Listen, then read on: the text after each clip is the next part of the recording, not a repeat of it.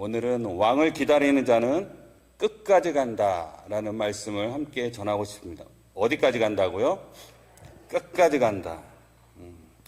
사랑하는 성도 여러분, 2004년도에 개봉했던 영화 중에서 패션 오브 크라이스트라는 영화를 보신 적 있으시죠?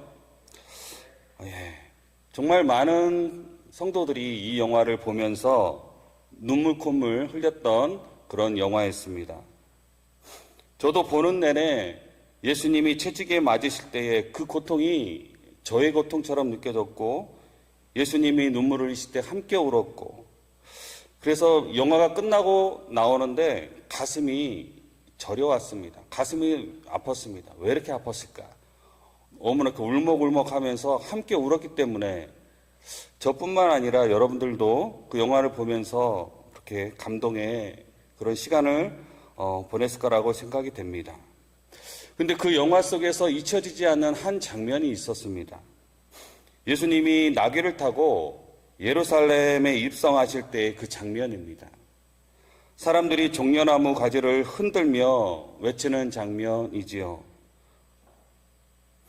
마태복음 21장 9절 말씀에 호산나 다윗의 자손이여 찬송하리로다 주의 이름으로 오시는 이여 가장 높은 곳에서 호산나 하더라.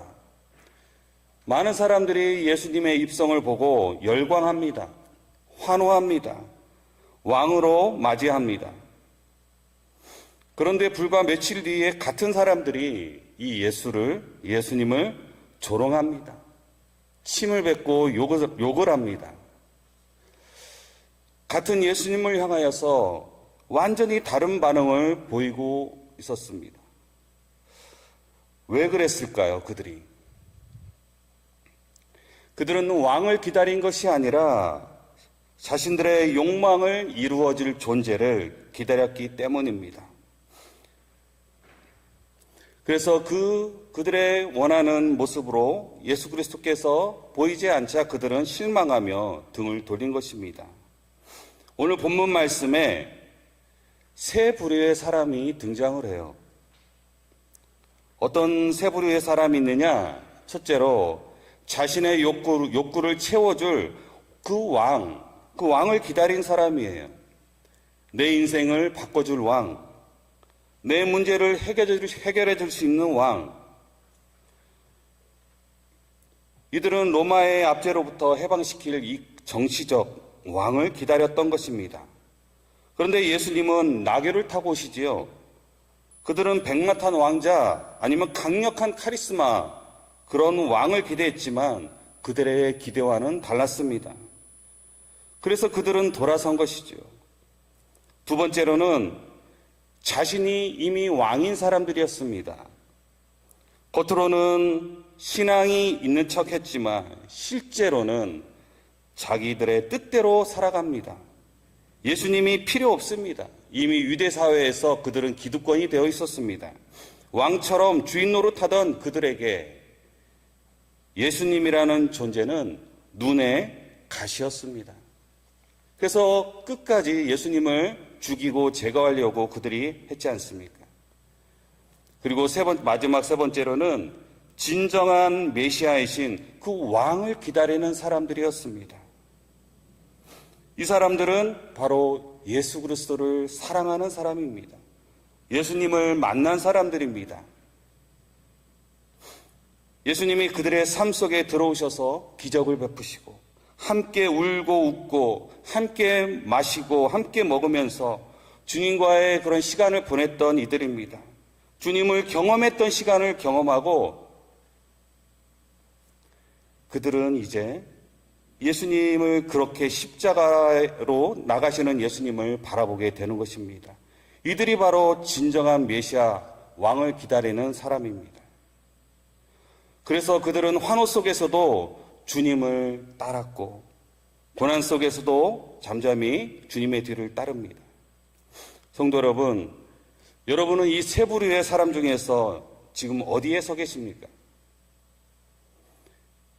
우리가 신앙생활을 하는 이유가 무엇입니까? 내 욕구를 채워줄 그 왕을 기다리고 있지는 않습니까? 아니면 내가 이미 왕이 되어서 살아가고 있습니까?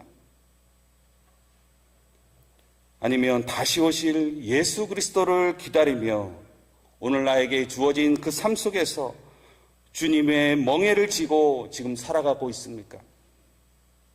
힘들고 버겁고 때로는 내려놓고 싶지만 그래도 붙들어 가고 있는 그 짐. 사랑하는 성도 여러분, 그 멍에를 지고 있다는 것은 내가 아직 왕을 포기하지 않았다는 증거입니다. 다시 말해서 내가 아직 주님을 내 인생의 왕으로 모시고 있다는 증거입니다. 그래서 멍에를 지고 가는 사람은 끝까지 가는 사람인 줄 믿습니다. 왜냐하면 그 사람은 왕을 사랑하고 왕을 기다리는 사람이기 때문입니다. 왕이신 주님의 멍에를 함께 지고 가는 자들이기 때문입니다. 오늘 본문에 보면 예수님은 지금 여리고에서 예루살렘을 향해 지금 가고 있습니다. 여리고에서 맹인을 고치는 사건이 있었지요. 그 사건이 있은 이후에 예루살렘을 향해서 나가고 있습니다. 여러분 지도를 보시면은 여리고는 해저 240m에 있는 그런 높이입니다. 그리고 예루살렘은 해발 800에서 900m라고 합니다. 약 높이 차는 약 1000m. 그리고 예루살렘에서 여리고까지 거리는 약 20km라고 합니다. 그런데 그 가는 골목에서 바로 베다니라는 곳에 예수님께서 하루를 머물러 가십니다. 여러분 베다니 많이 들어보셨지요? 저기 보면 네모나게 생긴 부분이 베다니에서 두 번째 가운데 있는 부분이 바로 벳바게라는 곳입니다. 그런데 여러분 이 베다니라는 곳은 바로 예수님이 매우 친근하게 그곳에서 머무시고 쉼을 얻으신 곳이기도 합니다. 그곳은 죽은 나사로를 살리신 곳, 마리아가 향유를 부은 곳으로 사랑과 헌신의 자리였습니다. 이곳에도 왕을 기다리는 사람들이 있었지요. 바로 마리아와 마르다, 죽은 나사로. 그리고 그곳에서 떠나 벳바게에서 주님이 나귀를 준비하십니다. 마태복음 21장 2절 말씀 우리 다 같이 한번 읽어볼까요? 시작. 이르시되 너희는 맞은편 마을로 가라. 그리하면 곧 메인 나귀와 나귀 새끼가 함께 있는 것을 보리니 풀어 내게로 끌고 오라. 예, 맞은편 마을로 가라. 그리고 그 나귀 새끼를 풀어서 내게로 끌고 오라. 그리고 말씀하십니다. 3절 말씀에 주께서 쓰시겠다 하라. 여러분 여기서 이 주라는 말씀은 헬라어 퀴리오스라는 단어입니다. 이 왕, 주인이란 뜻인데 이 단어는 아무에게나 붙일 수 없는 그런 호칭이지요. 당시 로마 황제에게만 붙였던 그런 호칭입니다. 그런데 주님은 지금 자신을 향해서 주라고 하신 것입니다. 성도 여러분, 예수님은 왕이십니다. 벳바게의 그 나귀 주인은 예수님의 말씀에 순종하여서 그것을 순수하게 드립니다. 그리고 즉시로 드렸다는 것입니다. 그는 계산하지 않았습니다. 미루지 않았습니다. 왜요? 왕을 기다리고 왕을 알아본 사람이기 때문입니다. 여러분 사무엘상에 보면은 마지막 사사가 누구지요? 사무엘이죠. 이스라엘 백성이 왕을 요구했죠. 그런데 그들이 요구에 조건을 걸죠. 왕을 요구하는 경우 너희 자녀들이 노역을 할 것이고 왕이 재물을 요구할 때에 재물을 바쳐야 한다. 왕이 요구하면 줘야 했습니다. 성도 여러분, 이것이 바로 왕을 기다리는 사람입니다. 나의 필요보다 주님의 필요에 반응하는 사람. 저는 이 부분에서 제 시선이 멈췄습니다. 저는 처음 신학을 공부했던 것은 대전에 있는 침대신학대학원이었습니다. 신대현 MDB 과정을 졸업하고 공부하는 3년 내내 제 안에서 들었던 생각이 하나 있었습니다. 나는 교회 사역 못할 것 같다. 그러면서 교회 사역 안으로 들어가는 것을 주저했습니다. 근데 주변에 있는 함께하는 그런 사역자들, 동료들이 저에게 계속해서 말을 합니다. 준비가 돼서 하나님이 쓰시는 것이 아니라 하나님이 그런 현장 가운데서 훈련하면서 당신을 쓸 거라고. 그런데 저는 부담감이 너무 커서 교회 안에 사역으로 들어가는 것을 주저했습니다. 그리고 신대원을 졸업을 했지요. 그런 와중에 여러분들 아시는지 모르겠지만 CCM 1세대의 사역자인 그 노문환 목사님을 알게 되었습니다. 그래서 이 노문환 목사님을 만나서 함께 팀 사역을 하게 되었습니다. 그래서 이분은 군부대 사역을 많이 하고 교회의 집회 사역을 많이 하는데 이분과 함께 다니면서 사역을 같이 했던 시기가 있었습니다. 그런데 몇 달을 같이 하는데 이 목사님께서 저에게 뭐라고 말씀하셨냐? 상길 형제, 이제는 교회 사역으로 안으로 들어가세요. 저는 그 말을 듣고 굉장히 서운했습니다. 내가 실력이 없어서 그런가? 아니면 뭐지? 이 무시당하는 느낌은 처음에는 기분이 굉장히 안 좋았습니다. 그런데 이 말씀을 듣고 이 기도하면서 하나님 왜 나에게 이런 말씀을 주시죠? 저는 순회 사역을 하면서 세계 각지에 가면서 이렇게 복음도 전하고 찬양을 하고 싶어요. 근데 기도하는 가운데 이런 마음을 주셨습니다. 내가 하고 싶은 것이 아니라 하나님이 필요한 곳에 저를 보내주세요. 저를 써주세요. 저의 기도가 바뀌었습니다. 그 전에는 내가 하고 싶은 거, 내가 가고 싶은 곳을 가고자 했지만 주님은 그것이 아니었던 것입니다. 그 기도가 제 인생을 바꾸어 놓았습니다. 성도 여러분, 주께서 쓰시겠다 이 말에 순종하는 저와 여러분들이 되기를 소망합니다. 주님 여기 있습니다. 그렇게 반응하는 사람, 그 사람이 바로 왕을 기다리는 사람이요 주님의 멍에를 지고 가는 사람인 것입니다. 오늘 본문 속에 그 나귀가 예수님을 태웁니다. 한 번도 멍에를 매지 않은 나귀지요. 그런데 예수님을 태우고 나아갑니다. 왜일까요? 나귀는 순종을 상징을 합니다. 순종하기 때문이죠. 오늘 말씀 본문 5절 말씀에 그는 겸손하여 나귀를 타시나니 했습니다. 나귀는 멍에를 매는 짐승입니다. 여러분 멍에를 보신 적 있어요? 송탄은 도시라서 멍에가 없죠? 네, 맞아요. 여기 어르신들은 이 멍에를 너무나 잘 아실 것입니다. 소에게 뭔가를 일을 시키려고 하면은 어떻게 해야 돼요? 그 위에 저기 보이는 소 2마리 위에 얹어놓은 것이 바로 멍에예요. 뭔가 일을 하기 위해서, 뭔가를 끌기 위해서, 뭔가를 맡기기 위해서는 반드시 저 멍에를 소나 짐승에게 씌우는 것입니다. 저도 시골에 살 때에 당시에 쟁기라든지 이런 것들을 일을 시키기 위해서 저렇게 멍에를 씌워서 같이 일을 했던 적이 있습니다. 때로는 달구지에다가 소를 달고 걸고 뭔가 물건을 운반할 때에도 저 멍에를 걸어서 사용을 하죠.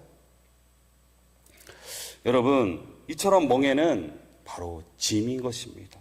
사명입니다. 바로 순종입니다.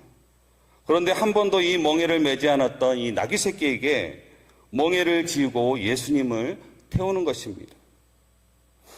그 나귀가 지금 벳바게를 출발하여서 지금 감람산을 지금 내려옵니다.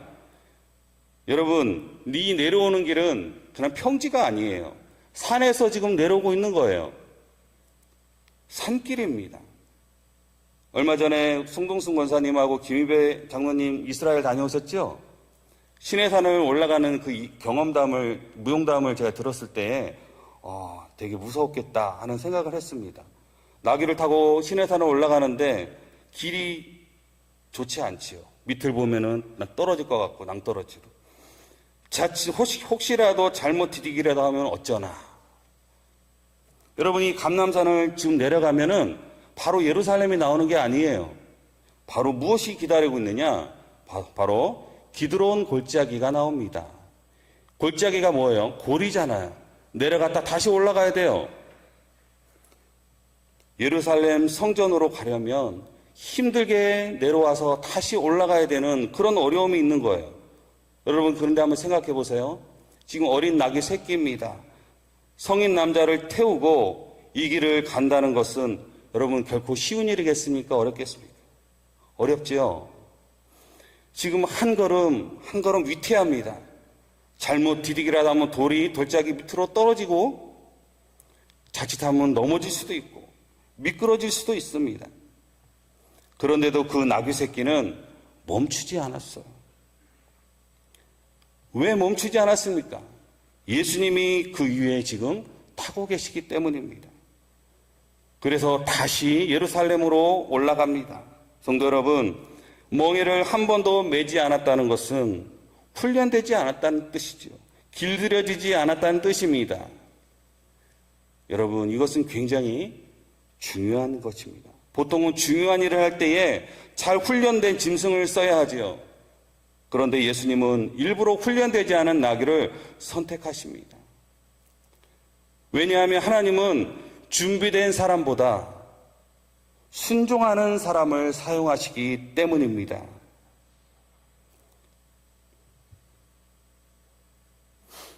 좀 전에 이야기했던 저의 모습도 그와 같죠. 오늘 말씀을 읽으면서 이 어린 나귀 새끼가 마치 저 같았습니다. 나 너무 준비가 안 됐는데 하나님, 나 못해요 사역.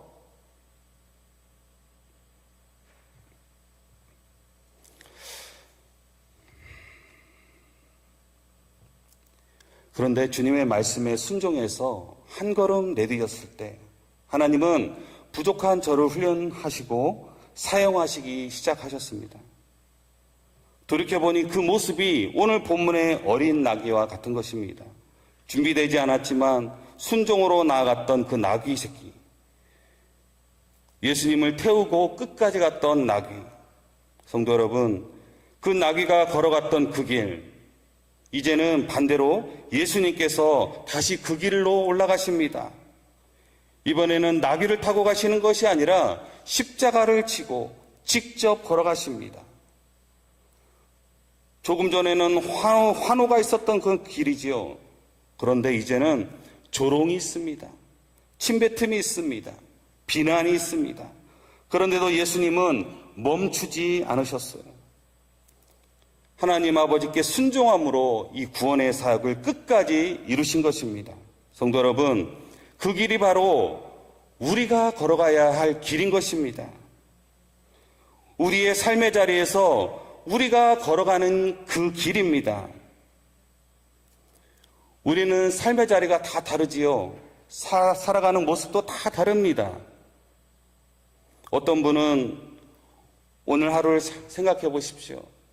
자녀 때문에 시름시름 걱정과 근심, 눈물을 흘리고 계신 그런 분도 계실 것입니다.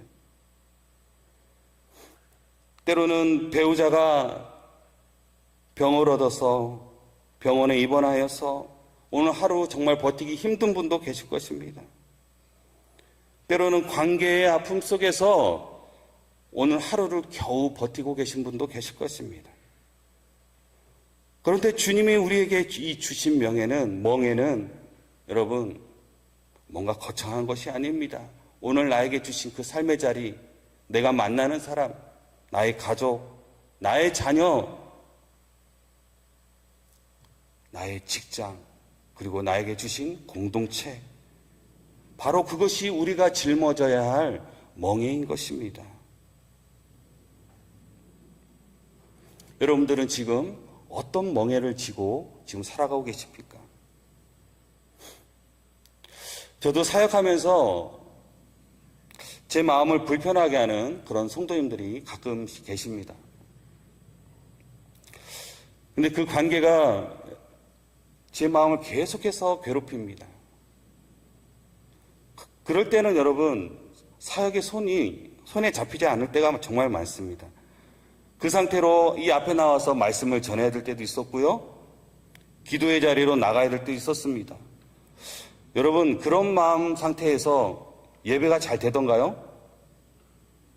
기도가 잘 됩니까? 안 되지요? 그때 한 말씀이 저에게 울렸습니다. 마태복음 5장 23절, 24절 말씀을 우리 다 같이 한번 읽어볼까요? 시작. 그러므로 예물을 제단에 드리려다가 거기서 내 형제에게 원망 들을 만한 일이 있는 것이 생각나거든. 예물을 제단 앞에 두고 먼저 가서 형제와 화목하고 그 후에 와서 예물을 드리라. 예, 이 말씀이 저를 계속해서 제 마음을 흔들었습니다. 여러분, 뭔가 나를 불편하게 하는 사람, 나와 관계가 힘든 사람, 그 사람에게 먼저 손 내미는 거 쉽습니까? 어렵지요. 정말 어렵습니다. 자존심이 올라오지 않아요. 억울하죠. 그런데 주님 말씀에 여러분 순종해 보십시오. 저는 이 말씀 가운데 순종하며 먼저 손을 내밀고 화해를 요청했습니다. 그랬을 때 하나님께서 놀랍게 역사하시고 그 관계를 회복하는 놀라운 경험을 하였습니다. 하나님이 일하셨고 풀리지 않는 관계가 풀리고 다시 내 안에 평화가 찾아오는 경험을 하게 됩니다. 사랑하는 여러분, 이것이 어쩌면 우리의 멍에입니다. 내가 지고 싶지 않지만 주님이 지라고 하신 그 짐, 그런 짐을 우리는 지고 살아가고 있다는 것입니다. 성도 여러분, 재작년 이맘때 우리 교회에 여러 가지 갈등 상황이 있었다고 들었습니다. 그때는 저는 없었죠, 이 교회에. 그 상황을 다 이해하지 못합니다. 그런데 제가 우리 남부전원교회 와서 많은 분들하고 교제하다 보니까 이때 받았던 그 상처가 아직 아물지 않았다는 것을 알게 됩니다. 여러분, 이 상처는 겉만 봉합한다고 해결되는 그런 문제가 아니에요. 어쩌면 이것은 하나님이 우리 남부전원교회 공동체에게 주신 멍에인 것입니다. 그 멍에 앞에서 주님은 형제와 화목할 것을 명하십니다. 여러분, 어떻게 하시겠습니까? 지금 주님이 저와 여러분들에게 묻고 계십니다. 여러분, 어떻게 하시겠습니까? 이 문제가 해결되지 않았는데 예배가 잘 드려지던가요? 서로 사랑하라는 이 주님의 말씀이 얼마나 부담스럽게 느껴집니까? 주님이 저와 여러분의 마음에 이러한 마음을 주시는 것은 바로 지금 이 순간 순종하라는 사인인 줄 믿습니다. 이러한 멍에에 대한 불편함을 갖고 있다는 것은 주님이 우리를 포기하지 않았다는 증거입니다. 다시 말해서 우리는 지금 우리 공동체는 왕을 기다리고 있다는 증거인 것입니다. 성도 여러분, 요즘 우리 교회는 여러 가지 제자훈련과 양육, 셀 모임을 진행하고 있지요. 이 멍에는 나 혼자 지는 멍에가 아닙니다. 우리 공동체가 함께 지는 멍에이지요. 우리 남부전원교회가 짊어져야 할 멍에가 있습니다. 보이지 않는 자리에서 섬기는 헌신, 셀 리더로, 셀 모임으로, 1:1 양육으로 한 영혼을 붙드는 자리, 여러분 쉽지 않습니다. 때로는 내려놓고 싶지요. 대답을 안 하시는 거 보니까 아닌가 보네요. 그러나 여러분, 그 멍에를 내려놓지 마십시오. 그 길이 맞기 때문이에요. 그 길밖에 없기 때문이에요. 여러분, 한 사람의 순종이 한 영혼을 살리는 줄 믿습니다. 한 사람의 헌신이 우리 남부전원교회 공동체를 세웁니다. 우리 남부전원교회는 편한 교회가 아니라 멍에를 함께 지는 교회가 되어야 할 줄 믿습니다. 왜냐하면 우리 교회는 왕을 기다리는 자들이 모인 그런 공동체이기에 주님 오시는 그날까지 끝까지 가야 하는 그런 공동체이기 때문입니다. 사랑하는 성도 여러분, 우리는 모두 멍에를 메고 있습니다. 우리의 삶의 멍에, 우리 인생은 얼마나 성공했느냐가 아니라 하나님이 맡기신 사명을 어떻게 감당했느냐로 결정이 됩니다. 지금 나의 삶, 그것이 나의 십자가입니다. 말씀드린 우리의 가정, 직장, 관계, 교회, 이것이 나의 멍에인 것이죠. 그런데 이 멍에는 힘듭니다. 맞아요. 무겁습니다. 버겁습니다. 그러나 이 짐은 영원한 짐이 아닌 것입니다. 언젠가 벗겨질 짐인 것입니다. 그리고 그때 축복이 되는 줄 믿습니다. 사랑하는 성도 여러분, 마태복음 11장 28절을 다 같이 한번 읽어볼까요? 11장 28절 말씀. 여러분 다 아시죠? 수고하고 무거운 짐진 자들아. 시작. 수고하고 무거운 짐진 자들아, 다 내게로 오라. 내가 너희를 쉬게 하리라. 아멘. 주님의 멍에는 내려놓으라고 주신 짐이 아니라 함께 지라고 주신 짐인 줄 믿습니다. 여러분, 혼자 지면 무너집니다. 그러나 함께 지면 끝까지 갈 수 있습니다. 지금 여러분이 지고 있는 그 짐, 그게 바로 저와 여러분들의 십자가인 줄 믿습니다. 그러므로 도망가지 마십시오. 내려놓지 마십시오. 왜냐하면 그 짐을 붙들고 있다는 것 자체가 이미 여러분이 왕을 기다리고 있다라는 산 증거이기 때문인 줄 믿습니다. 우리는 버티는 사람이 아닙니다. 우리는 기다리는 사람입니다. 누구를요? 다시 오마 약속하신 그 예수 그리스도를 기다리는 사람입니다. 그래서 오늘도 묵묵히 앞으로 나아갑니다. 이해 안 가도 앞으로 나아갑니다. 무너질 것 같아도 위태위태해도 지금 나아갑니다. 때론 우리 삶에 눈물이 나도 그래도 앞으로 나아갑니다. 왜냐하면 그 길 끝에 우리 주님이 계시기 때문입니다. 사랑하는 성도 여러분, 우리 끝까지 한번 나아가 봅시다. 왕을 기다리는 자는 끝까지 가는 사람입니다. 그 믿음으로 오늘 나와 공동체에게 주어진 멍에를 메고 우리의 삶 속에서 함께 하시는 주님과 늘 동행하며 주님 부르시는 그날까지 믿음으로 승리하는 저와 모든 남부전원교회 성도님들이 되시기를 주님의 이름으로 간절히 축원합니다.